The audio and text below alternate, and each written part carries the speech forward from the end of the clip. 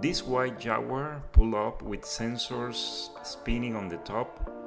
It looked futuristic and honestly a little intimidating. This was my first time in a self-driving taxi. No driver, just me and Waymo. I booked the ride using the Waymo app. It felt just like Uber or Lyft, except this car drives itself. But inside, super clean and high-tech.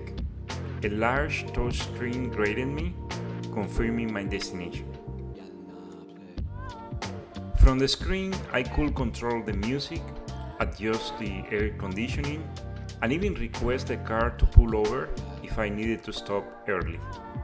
It gave me a real sense of control without anyone behind the wheel. Waymo is owned by Alphabet, Google's parent company. They've been working on autonomous driving since 2009, with over 20 million miles driven on public roads. According to Waymo's 2023 safety data, their self-driving cars had not at fault crashes in over 1 million miles in Phoenix.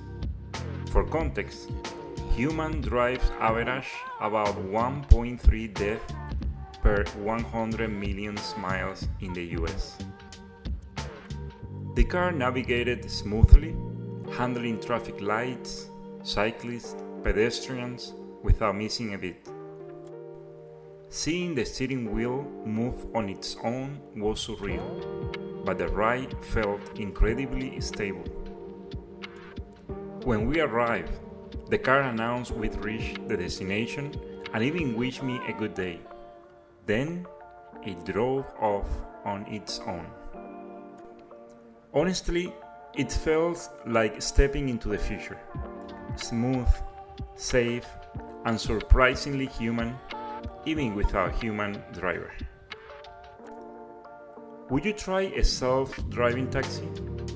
Drop a comment below, and if you like this, give it a thumbs up and hit subscribe.